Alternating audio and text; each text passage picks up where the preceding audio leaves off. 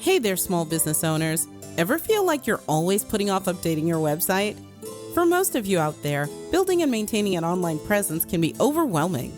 Your day-to-day schedule can greatly impact necessary tasks like keeping your website up to date and planning marketing campaigns to stay competitive.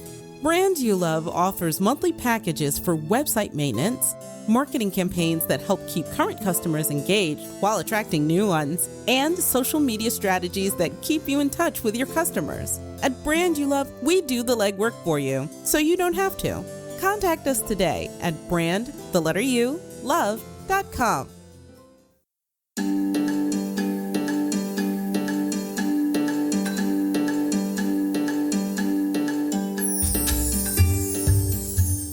Welcome to Desert City, a Dungeons & Dragons 5e actual play podcast produced by TTRP Theater. I'm Duke Walter. I play Ellen. Dean Martin Jr. is Kevin. Jazz Abramowitz is our Dungeon Master. This is episode 22. We never thought that we would have quite this many episodes in this series, but as is the case with almost every TTRPG I've ever played, you start with one idea as to what your game is going to be, and it morphs itself as decisions are made and the dice decide certain things and players choose directions that the DM didn't anticipate, and pivots and new details emerge through gameplay, and that's where we are now. Jazz has done a great job morphing with our decisions, and I am really excited as to where we are headed. The next episode, we will have a guest star for a couple of episodes. Our good friend Cher is joining us. You've heard her voice at the start of most of these episodes for the brandyouLove.com, and we are excited to have her as part of the story. Okay, I'm excited to get this going, so let's get into it. Welcome back to Desert City.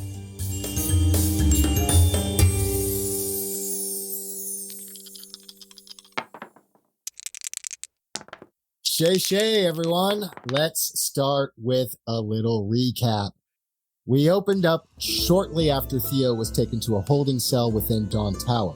Kevin instructed Ellen to go to the Glistening Harem and use the name Viz Killed Sue. Kevin, with squinted eyes, found his way to the fountain in the central garden, where he got into the fountain and started bathing himself fully clothed. Upon leaving, Kevin was stopped by Wylam, who urged him to avoid Dawn Tower and to come with him instead. He offered to send some of his men to Dawn Tower to find Theo. After a failed deception check, Wylam got Kevin to admit what happened at Dawn Tower. Wylam then shared that he was concerned that the god's agate may land in the hands of Sunrise Lord Thawil due to the agate's ability to give users unchecked power to an already powerful man. He offered to Kevin that the Thieves Guild would be interested in moving against the church if the timing was right. Meanwhile, Ellen arrived at the Glistening Harem and was led by Trecton to a safe house where Ellen was able to research his newly acquired documents. The first document Ellen looked at was a ledger, which included a list of names that Ellen remembered from an old story Theo told him, and might have been a list of the enemies of the church. Of note, he saw Lostly Fanchon, a second Fanchon, Eos Morningwood, and two names that were blacked out. Upon further investigation, he discovered the two names were Shiam Key and Orm Gravesing. He tried to make a Constitution saving throw, even though that should have been Wisdom, but after passing the check, remembered that these were high-ranking Dawnbringer council members that seemingly have disappeared from all memory. Ellen requested a meeting with Erlani and began transcribing the names from the ledger. Once back together, Ellen had an interesting experience with the hilt he lifted from Dawn Tower and showed Kevin the names he discovered. Kevin had a similar experience as Ellen, also passing the Constitution saving throw, and armed with knowledge of the forgotten Dawnbringers, you awaited on your meeting with Erlani, and that's where we are now. But before we resolve what's going on with Kevin, Ellen, and Erlani, we're going to jump over to Theo. Theo. Insert sound. You've just been placed Insert sound of tin cup rattling across the bars. Rattling across the bars. Singing a sad song. Nobody knows. You've been taken to the holding cell. This just happened. So we're going back in time a little bit. You've just been taken to the holding cell. And Sunrise Lord Dawil is standing outside of the door. Let me tell you a little bit about where you are. You are in the dimly lit recesses of this medieval castle, where the stone walls echo with whispers of forgotten souls. This is a place of shadows and solitude. The cell is small and cramped with rough-hewn stone walls that seem to press in on all sides. A narrow slit of a window allows a faint sliver of light to filter through, casting a feeble glow on the dark floor below. The only furniture in the cell is a rickety wooden cot, its thin mattress offering very little comfort. The smell of decay and dampness permeates the air, mingling with the metallic ting of iron from the sturdy bars that sealed the cell shut. Rust has begun to eat away at the bars, leaving streaks of orange against the cold gray stone. In one corner of the cell, a small pile of straw serves as your makeshift toilet, a grim reminder of the indignities suffered by those confined within. Chains are hung from the wall, remnants of past prisoners who have been shackled and left to languish in this darkness.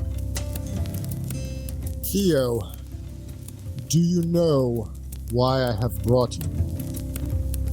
I have no idea. It seems one of your associates was clocked searching some offices while we were fighting the bullet. Okay. I don't know about that. One of those associates you lied to me about knowing. It is not a incarcerable offense to lie to the Sunrise Lord. However, I do need you to stay for just a little bit. Be a good steward of the church, will you? You'll be fed, you'll be safe. This is temporary. I need to draw out those. They took some important things from me. So, in some ways, I'm using you as bait. I want you to know exactly what's going on. Well, thanks so much for shedding light on your plans. I need you to understand something about me. I have been nothing but faithful to this organization, and this is not the way to keep me in that mode. Just like Lathander, we must all make sacrifices. Would you agree? Just as Lathander sacrificed his light for a brief moment to give us all light on the material plane before he ascended. I would agree that some people misuse the light of Lathander for darker objectives, and I will do what I can to see justice served. I'm glad to hear that. Now you be a good boy, and I'll be back to you in just a bit. Condescension noted. Unless there's anything you'd like to tell me about either of these people. He again conjures the image for you and shows something that looks like Kevin, but you can't really make it out because his eyes aren't open. So it kind of looks like Kevin, but you can't really confirm 100%. And then there's another figure there that you don't know at all. It's a church porter. The guy with the squinty eyes seems a little familiar to me. I believe his name is Go Fuck Yourself. Attaboy. I was afraid of this indignation. I thought you would understand. There are precautions I must take. You have no idea what was taken from me. And these associates of yours, at least, well, this is going to turn out very, very poorly. Agreed. He takes his leave of you. About 2 hours later, you hear footsteps coming down the hall. These cells are located so far below and away from Dawn Tower, but there's very little noise there.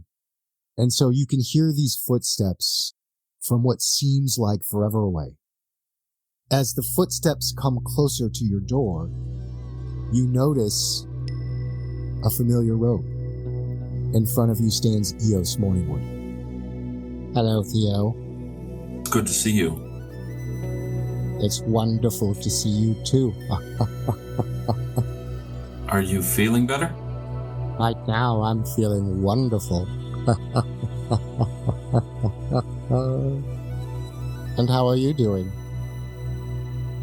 Well, I'm tilting my head like a confused puppy, wondering what's with the laugh. What's going on? Are you going to get me out of here? Insight check, motherfucker. Give me an insight check. Yeah, give me an insight check. This dude high on virgin blood. I just need for the record to reflect that I forgot to get my character sheet up. I need a second. Oh, what? Hey, you know what? You've been so good. You've been so good. You've been so good. I'm not saying that's a pass. I'm not giving you a pass, but you've been so good. I was thinking the same thing, bro. Dude, I'm so sorry. It's okay. My favorite moment from the last one is the hold for pause. Yeah, exactly. As if nothing, reflecting as if nothing happened. Yeah. Continue as if nothing happened. Okay. So, about that, what am I doing here? Insight check. Okay, got it. Okay. Insight. Oh, good. It's a 7, not a 1. I thought it was a 1. It's a 7 plus 4 is 11. 11. This is not a high DC. When you hear the laugh, you get an image of those perfect teeth and that long, sinewy body that visited you right outside of Morningwood's room. Oh. I can help you get out. Can't you? And what's the cost? Oh, just a favor. Please. Just a favor, my boy. Lay it on me. Oh, you tell me, what is it that you desire the most? I mean, my freedom is kind of important to me. If you can grant it. Or butt stuff. I can grant... What'd you say? What'd you say, Dean? I think Dean said something about butt stuff. Butt stuff. Yeah. Oh, yeah. That's what Theo wants more than anything, butt stuff.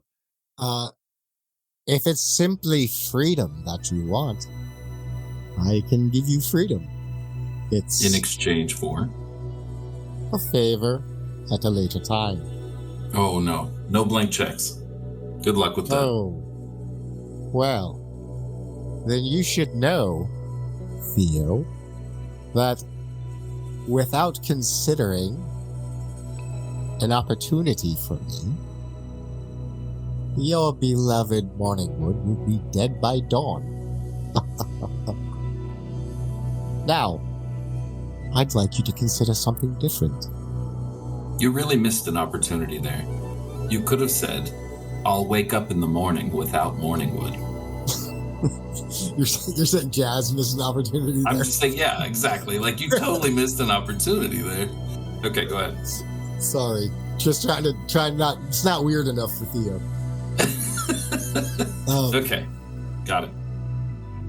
Now, here's something to think about. I can make it so that I vacate your beloved Morningwood's body, and he will be healed.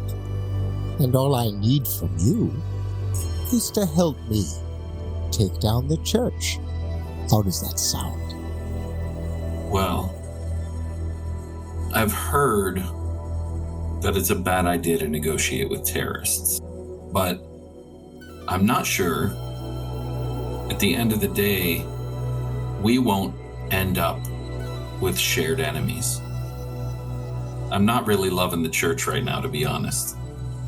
If you find yourself outside of these walls, and I can see that you are making a move towards my end goal, then I will help you with your end goal.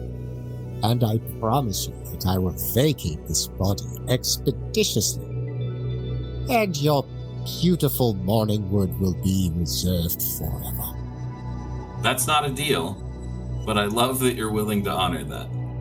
I'm not committing to anything, but we may be working. Well, then I cannot commit to vacating Morningwood's body. It has been a wonderful shell for me. You already have verbal contract. I accepted. It's law. Oh, very well. One favor begets another, yes? We'll see. Yes, we will. And he starts to walk away. We will now cut over to the Glistening Harem. Kevin and Ellen, there is a message waiting for you from the Sending Stone. Is it like a voicemail? It's blinking. The Sending Stone is blinking? Okay. Mm-hmm. Pick it up. Your guest has arrived. Thank you, Trekton. And I put the Sending Stone back down. Kevin, you ready? I'm following you. I'm not exactly sure what your motivation is here, but I'll bear witness. Let's go. I stash the ledger, like between the mattresses in one of the bedrooms. I take the hilt of the sword and hide it behind like the toilet tank. Damn, fancy plumbing. Well, I'm sure there's some kind of a, dispense system in here somewhere. There's got to be a water system. You wouldn't leave someone down here in this hole without it, I wouldn't think. But then again, maybe there's like a outhouse, around the corner down the cave. You go shit in a rock. I don't know. Whatever. I already said it's a thing, so it's a thing. Stash it behind the... I just said it was fancy. Stash it behind the toilet. Yeah, but you made me think about it, damn it. I mean, Kevin used to crap on a pile of hay, just like Theo's doing. Right. And head out. Start making our way back to the Glistening Harem. So you make your way back to the Glistening Harem. You go through the long hallway again. It moves from the rock and earth back to the carpeted walls. And you come to the private meeting room. And Trekton is standing in front of it, gesturing inside. And Erlani is sitting inside. Ellen, Kevin, wonderful to see you. I came right away. What is it that you need? Thank you for coming so quickly. Take a seat. Horses. And I sit down across from him and I hand him the list of names that I wrote out on the pieces of paper. So as we discussed, and you enlightened us to some of it, I came across a document that contained this list of names. And in looking it over, it sparked a memory of a story that Theo told me. I think that your judgment of Sunrise Dawil is probably accurate, and this list kind of helps to prove that. I believe that this is a list of people that the Church of Lathander has been or plans to silence and or eliminate altogether. He narrows his eyes at me. That is a very serious allegation. Yeah, you're right. It is. And with Cassandra's story and with the rumored connections between the church, we have heard from Dawnbringers themselves that said they intentionally decided to remove their support from your campaign to ensure Seal Pasha's victory because Seal Pasha is holding the God's agate and has threatened to destroy the church or anyone that stands in his way.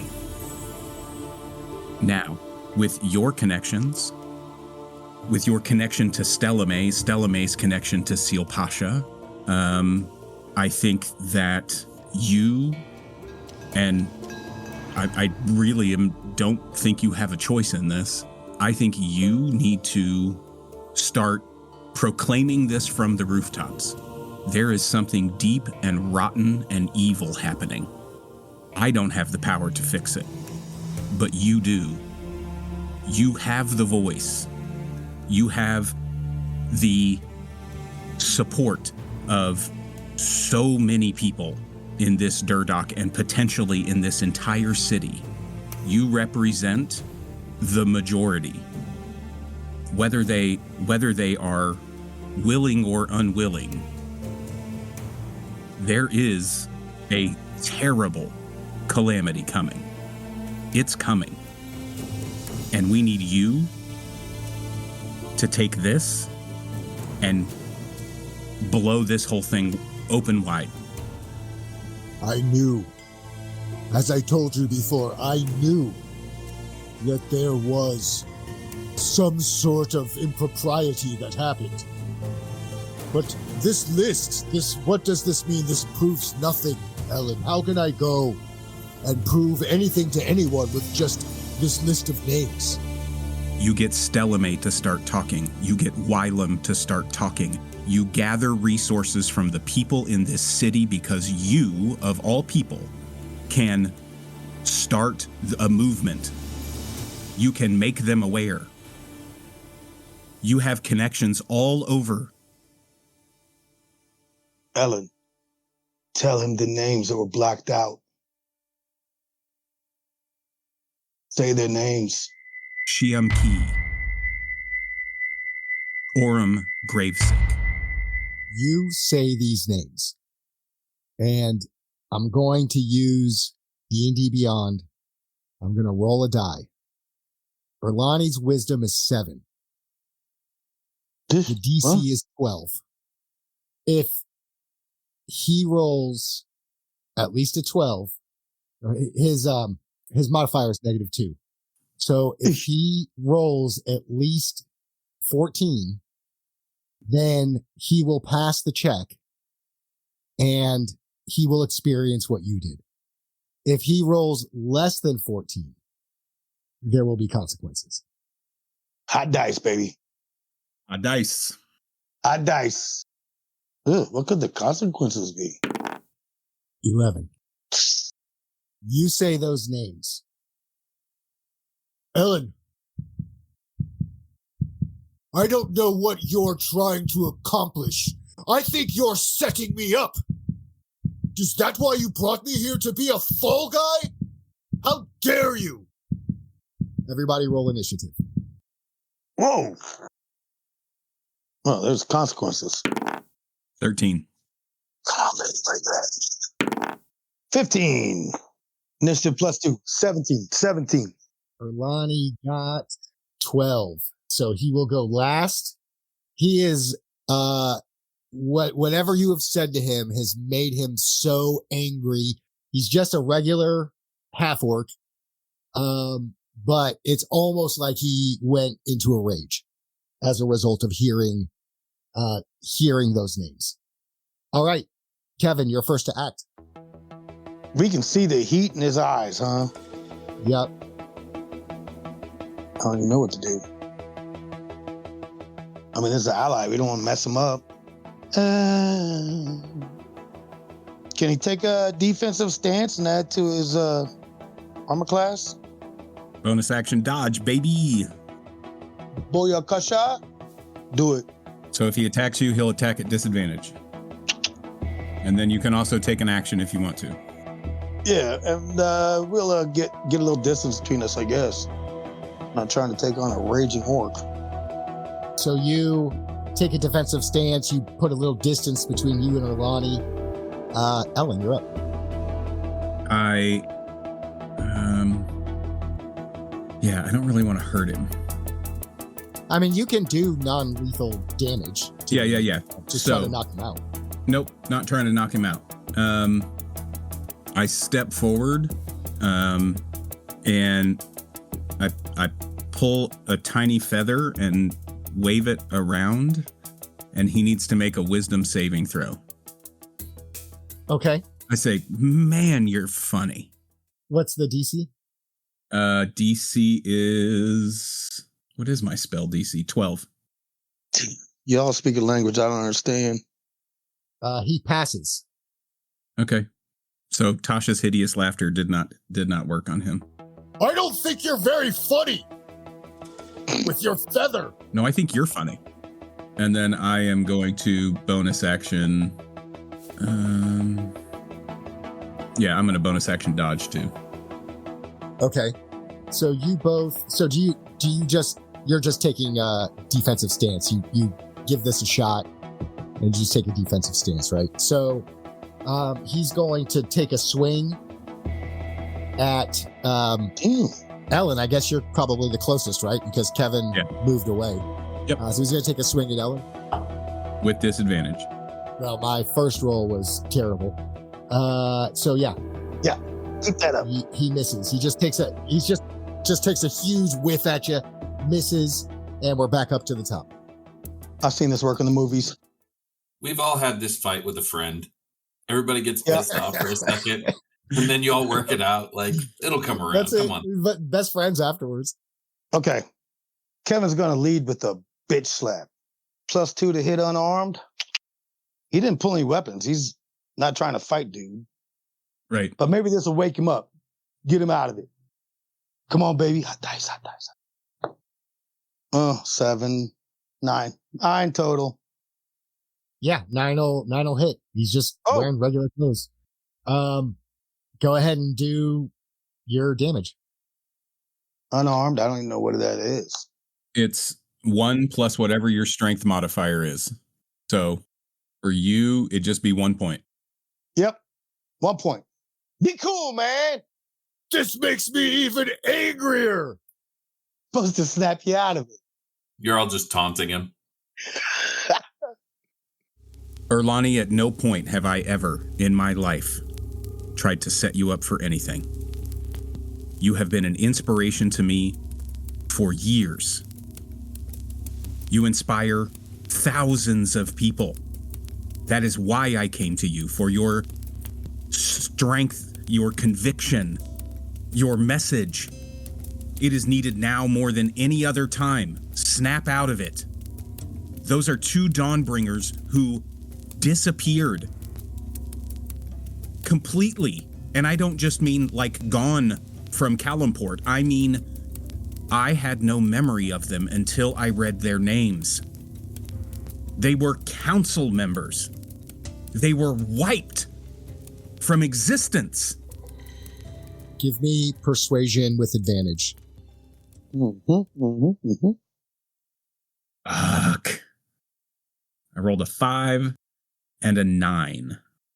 No, you're trying to set me up, and I think it would be best if you would just leave, sir. Just leave.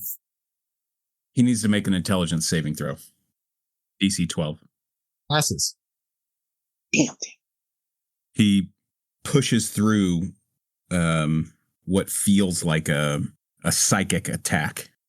Mind Sliver did not connect, so up to him, I guess. He's so angry.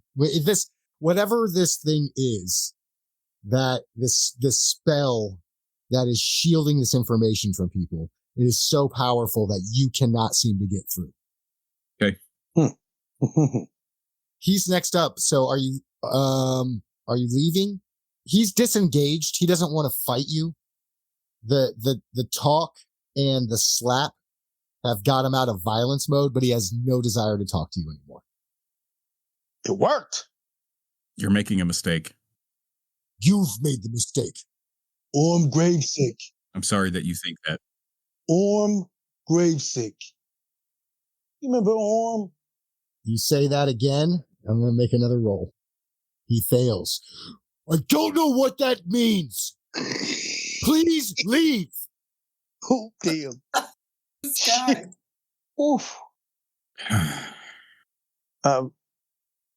Your show, Ellen.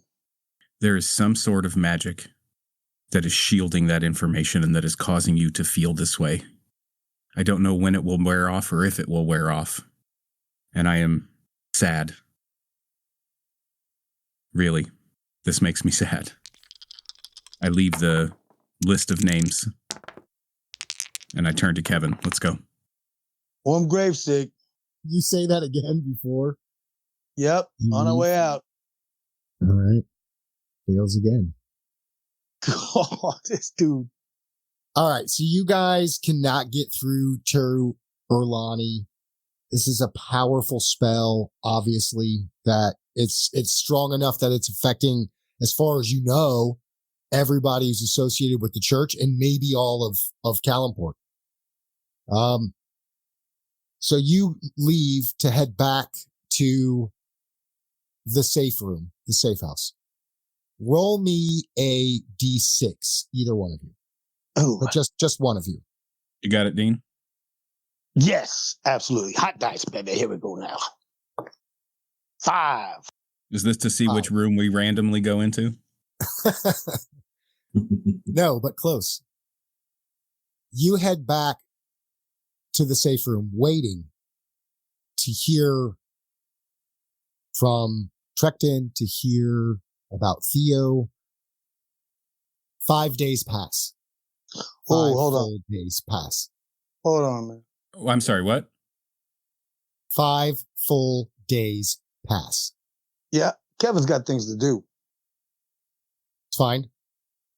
You guys, during that time, we can talk about what you did. For example, Ellen, if you want to look through Ericon's book, things like that. Okay. Not saying that you guys are like sitting in the room, chewing your fingernails for 5 straight days, but 5 days pass when finally you get a message on the sending stone. Is it just blinking again? Like, It's just blinking again. It's blinking red this time. It was blinking blue the last time. Be a good sign. Kevin, what does that mean? This is your safe house, not mine. Has he ever seen a blink red before? Red is, you would know, is the sending stone as a message from the Thieves Guild. Oh, okay. That's from our buddies. Hit it. See what it says. Are you gonna? Yeah, activate it.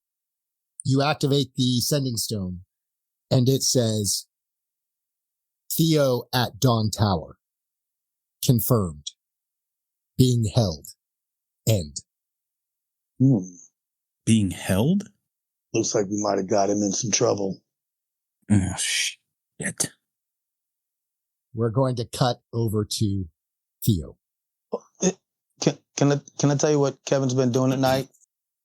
Not yet. Save it. The 5 nights? Save it.